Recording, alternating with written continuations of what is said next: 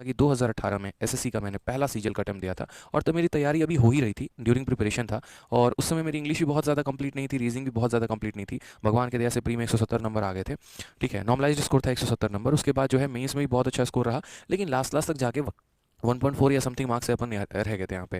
ठीक है, तो अच्छा हुआ जो यहाँ रह गया, मैं बहुत खुशनसीब मानता हूँ। आज मैं डिस्कशन भी कर रहा था टीम के साथ, मैंने कहा यार बहुत अच्छा हुआ कि 2018 में जो है ना सिलेक्शन नहीं हुआ, क्योंकि क्या पता इसमें टैक्स असिस्टेंट मिल भी जाता 2 नंबर होने की वजह से, तो मैं इतनी सारी चीज़ें नहीं कर पाता कि एक्साइज इंस्पेक्टर बनना है, ये बनना है, वो बनना है। अब ये जैसे मानो फेल हुए, तो उसके बाद मुझे है ना कुछ चीज़ें समझ में आई अपने तैयारी के दौरान कि यार रीज़न क्या था फेल होने का। जैसे कभी कहता हूँ ना मैं हमेशा कि एक बच्चे को आत्मचिंतन करना बहुत ज़रूरी है कि क्यों फेल हैं हम। आपका मॉक में नंबर कम आता है, तो मॉक में नंबर कम आता है तो आप उसमें सोचा करो ना कि मेरे नंबर क्यों कम आए, मेरा मैथ्स में नंबर क्यों कम आ रहा है, मेरा रीजनिंग में नंबर क्यों आ रहा है, मेरा जीएस में नंबर क्यों आ रहा है। बहुत ऐसे बच्चे होते हैं मॉक देंगे, सबमिट करेंगे, स्किप करके आगे बढ़ जाएंगे, मतलब ही नहीं आ रहा है, क्या ज़रूरत है देखने की। ये सबसे बड़ी गलती आप वहाँ करते हैं। जब 2018 गए ना तो उस रात तो मतलब काफ़ी निराश भी था, काफ़ी रोया भी, लेकिन एक दो दिन बैठा, क्योंकि यार हम लोग ऐसे हैं ना कि आज नहीं तो कल तो वापस अपनी तैयारी शुरू करनी है। ऐसा थोड़ी है कि पेपर नहीं निकला तो चलो बिजनेस पीछे रखा हुआ है, जाके संभाल लेंगे, नहीं। तो अब बैक टू लाइब्रेरी जाना था, वापस से बैठना था। तो स्टडी टेबल पे लाइब्रेरी पे बैठ के ना मैंने सोचा कि यार रीज़न क्या थी, कमियाँ क्या थी। मुझे ऐसा लग रहा है कि 1.4 मार्क्स से रह गए, पूरी दुनिया को यही ढिंडोरा पीटते रहूँ, या मैं ये कहूँ कि अगर यार हो भी जाता तो टैक्स असिस्टेंट ही होता ना, और क्या होता, मेरा कुछ नहीं। तो ये है ना, आज भी बहुत सारे लोग हैं ना, मैं मिलता हूँ, सर मेरा 2 नंबर से रह गया, 3 नंबर से रह गया, ये गुणगान गाते रहते हैं। मेरे भाई उनके लिए एक स्ट्रॉन्ग मैसेज है, भाई हो भी जाता तो सबसे लास्ट ही पोस्ट लेके आते ना, इंस्पेक्टर तो नहीं बनते ना। यानी कमी है, कमी है तो रीज़न फाइंड आउट करो। जैसे मेरे अंडर रीज़न था वो ये था, ओवर कॉन्फिडेंस। ओवर कॉन्फिडेंस पता है क्या होता है, कई बार तैयारी के दौरान है ना, जब हम बच्चों के डाउट्स को क्लियर करना शुरू कर देते हैं और बताना लोगों को शुरू कर देते हैं, तो हमें ऐसा लगता है अरे हम तो बहुत स्टार आदमी हैं, हमसे ज़्यादा नॉलेज किसी के पास नहीं है, हमारे आगे कोई नहीं टिकेगा। यहाँ पर है ना उसी दिन इंसान खत्म हो जाता है। कारण बता रहे हैं, वो सीखना बंद कर देता है कि भाई जब तक मेरा सिलेक्शन नहीं हुआ है ना, तब तक मुझे कुछ नहीं आता और मुझे सब कुछ सीखने की ज़रूरत है। ठीक है, किसी की नोट्स है, किसी के शीट्स हैं, किसी के क्वेश्चन है, भाई आप ये मत सोचो कि वो कौन टीचर है, आपका फेवरेट है कि आपका नहीं फेवरेट है। इंपॉर्टेंट वो नहीं है, वो कंटेंट अच्छा है, उस कंटेंट को पढ़ो आप। वो सिलेक्शन दिलाएगा आपको, किसी का भी पढ़ो, कोई फ़र्क नहीं पड़ता यहाँ पे, और किसी भी सब्जेक्ट का हो, लेकिन आपको सीखना है ताकि आप अपने आप को और बेहतर कर सको। कि आप इतने परफेक्ट हो कि आपके मेंस के मॉक टेस्ट में पूरे के पूरे नंबर आते हैं, नहीं आते हैं, आपको ये बात अपनी कमी पता भी है, फिर भी आप काम नहीं कर रहे, ये सबसे बड़ी गलती है। दूसरा, कंसेप्चुअल क्लैरिटी। बहुत बच्चों को ऐसा लगता है, जैसे आज मैं अगर मिलूँ, हाँ बेटा मैथ्स कंप्लीट है, हाँ सर कंप्लीट मैथ, मेरा पूरा फोकस है, 2 बार किताब लगा ली, और ज्योमेट्री का क्वेश्चन पूछो तो आता नहीं है। तो क्या है कि आप अपने कंसेप्ट्स में क्लियर नहीं है, घिरे हुए हैं आप अपने कंसेप्ट्स के अंदर। ठीक है, भटक रहे हैं चीज़ों को लेकर, मेंसुरेशन में कई ऐसे फॉर्मूला आप मिस आउट कर जाते हैं। वोकैबलरी अगर मैं बोलूँ कंप्लीट है, हाँ सर कंप्लीट है, क्या 1000 वोकैबलरी याद करने से इंग्लिश कंप्लीट मानी जाती है? वही बात है ना कि आपका याद किया हुआ शब्द आपके पेपर में आ गया तो आपका पेपर अच्छा जाएगा। लेकिन सोचिए कि अगर ऐसा वोकैबलरी, ऐसा कॉम्प्रिहेंशन या ऐसा आपको वन वर्ड दे दे जो आपको पता ही नहीं है, तो पेपर तो गया खराब। और किस्मत बहुत बेकार रही तो आपका जो है जीएस भी वैसे ही आएगा। स्टैटिक वाला पार्ट अगर मान लीजिए बिहार का डांस याद करके गए हैं, पूछ लिया तो बता देंगे, और यहाँ पर महाराष्ट्र या किसी और का मतलब पूछ लिया और नहीं याद है तो खत्म है वहाँ पे।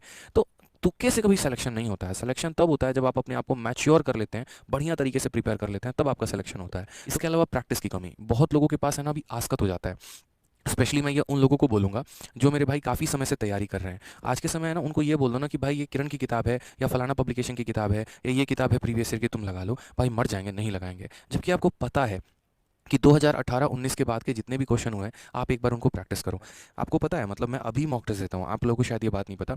मैं मतलब अभी भी जो हमारे साथ के बच्चे तैयारी कर रहे होते हैं, जो हमारी कंटेंट टीम काम कर रही होती है, तो मैंने हमेशा अपने आसपास ऐसे लोग रखे हैं जो मतलब प्रोफेशनल्स नहीं हैं, जो बहुत बड़े बड़े कंपनी से रिटायर लोग यहाँ नहीं आए हैं। ये वो लोग हैं जो मेरे मतलब साथ में ही पेपर की तैयारी कर रहे हैं। तो कई बार हमारा कंपटीशन लग जाता है, चलो एक काम करते हैं मॉक टेस्ट अभी दे के दिखाते हैं, तुम लोगों को मॉक टेस्ट कैसे दिया जाता है। फिर मैं वो चीज़ों को देख रहा होता हूँ कि पैटर्न कैसे कैसे बदल रहा है। रीजनिंग में जो है, जहाँ पर आपका पहले पर्टिकुलर एक सेट होता था कि स्क्वायर और क्यूब के ही पैटर्न पर पूछा जाता था, अब कॉन्सोनेंट और वोवेल और कई सारे तरीकों में जो है एक मतलब आपका पैटर्न चेंज हो गया पूरा का पूरा। और हमें क्या लगता है कि नहीं, हमें तो बस वो लिमिटेड चीज़ें आती हैं, हम उसी के आधार पर जाके पेपर दे देंगे। तो नहीं, प्रीवियस ईयर का आपको लगाना चाहिए। जितने भी अभी नया पैटर्न का पेपर हुआ है ना, उसमें आपको सीखने की आवश्यकता है, नहीं आता है तो आप अपने वीक पॉइंट्स को टारगेट करो। जैसे मैंने टारगेट कर लिया था कि यार मेरा है ना, जैसे रीजनिंग में सपोज करो कैलेंडर है, अब मेरा कैलेंडर वीक हो गया, तो मुझे क्या करना है, कैलेंडर की वीडियो देख लेनी है और कैलेंडर को प्रीवियस ईयर से प्रैक्टिस कर लेना है।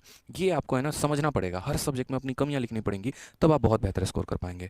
दूसरा, मुझे लगता था ना टाइम बाउंडेड, ये आलसी मैं इंसान था, ठीक है, कि टाइम बाउंडेड अपने आप को नहीं कर पाया। ठीक है, किताब तो लगा रहे हैं, घंटों घंटों तक लगा रहे हैं, फ़र्क ही नहीं पड़ता। एक क्वेश्चन पर कितना भी समय दे रहे हैं, फ़र्क ही नहीं पड़ता। बस वहाँ उसके बाद मुझे मॉक में दिक्कत आ जाती थी कि जब मैंने मॉक दिया ना, तो मुझे लगा कि यार मेरा पेपर टाइम पर हो क्यों नहीं रहा है।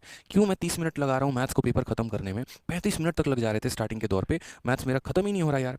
मैं कहाँ से रीजनिंग को टाइम दूंगा, मैं कहाँ से जीएस को टाइम दूंगा, बाकी सब्जेक्ट तो मेरे छूट जाएंगे। सबसे पहला जो मेरा लाइफ का मॉक था ना, उसमें तो मैंने इंग्लिश अटैम्प्ट ही नहीं किया था, मेरे मात्र 3 सेक्शन अटैम्प्ट हुए थे।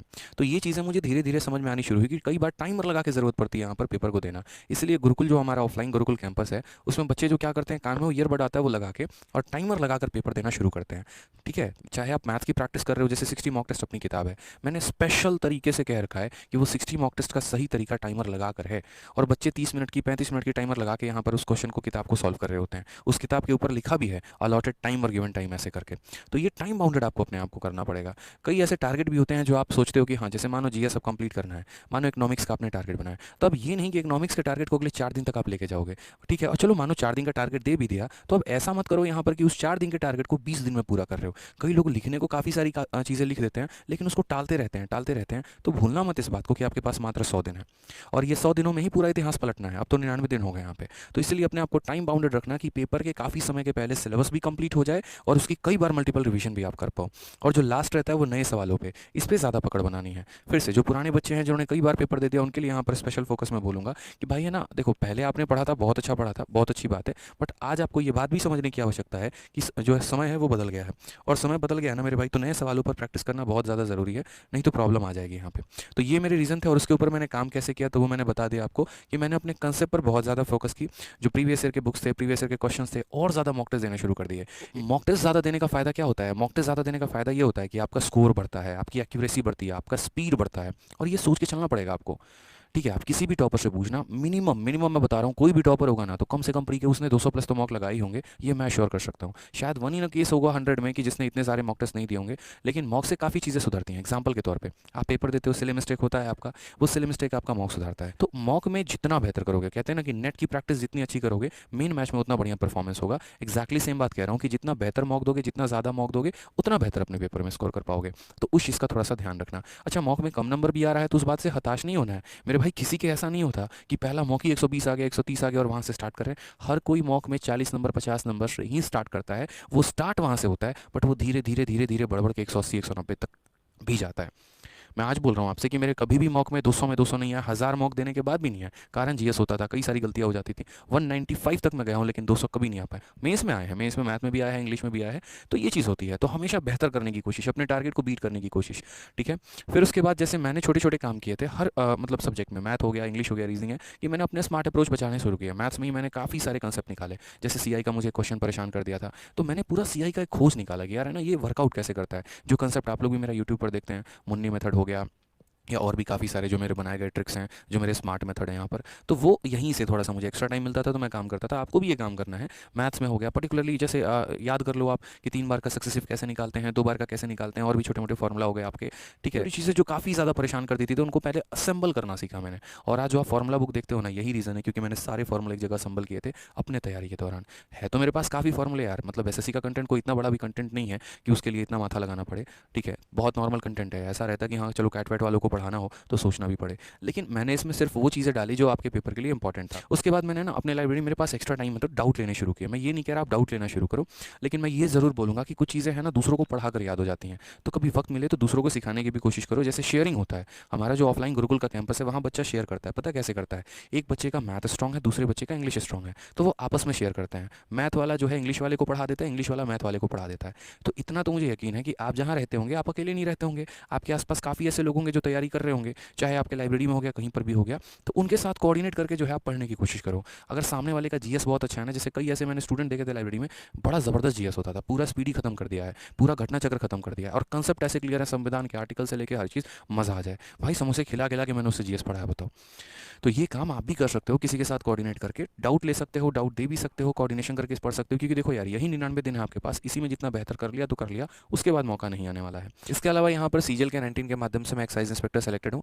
मतलब इसके बाद मुझे पेपर किसी और देने की ज़रूरत पड़ी नहीं, आप लोगों को पढ़ाने लगा तो फिर बाकी मुझे लगा कि कभी आवश्यकता है इस चीज़ में। उसके अलावा अगर हम बात करते हैं सीएचएसएल के बारे में, तो इसमें जो हमारा ऑल इंडिया रैंक है वो 114 है। मैं आपको ये सारी बातें क्यों बता रहा हूँ, अपनी अचीवमेंट बतानी क्यों ज़रूरी है? इसलिए नहीं कि अपने आप को प्रूव करना है, इसलिए कि कुछ बातें आपको बतानी है, आपको समझानी है, वो समझिए। इसके अलावा मैंने मतलब सीडीएस के भी पेपर भरा था और 3 बार और तीनों बार मेरा सीडीएस हो गया। कभी मैंने एनटीपीसी का, रेलवे का कोई और मतलब बहुत ज़्यादा ट्राई किया नहीं, इन चीज़ों के पीछे भागा नहीं, बड़ा लिमिटेड मेरा कंसर्न होता था कि भाई मुझे सीजीएल निकालना है तो सीजीएल ही निकालना है, इसी के ऊपर ज़्यादा कंसंट्रेशन था। लेकिन सबसे बड़ी बात है कि क्या ये दिन मतलब ये जितने भी अचीवमेंट्स हैं क्या वो एक दिन में आ गए यहाँ पे, कि क्या ये सब एक ही रातों रात में हो गया कि हाँ मैं आया पर्टिकुलर 4 किताबें पढ़ी, सिलेक्शन हो गया? ऐसे नहीं होता है, आपको इस बात को समझना पड़ेगा। आप एक एग्ज़ाम तुक्के से निकाल सकते हो सके तो, वो भी मतलब लास्ट कट ऑफ करके। लेकिन अगर आपके कई सारे एग्ज़ाम निकले हुए हैं, चाहे सीजीएल की बात कर लो, सीएचएसएल की बात कर लो, सीपीओ की बात कर लो, या आप सीडीएस की बात कर लो, ये सारे एग्ज़ाम्स आपने निकाले, यानी इसका मतलब आपने डेफ लेवल की पढ़ाई की है।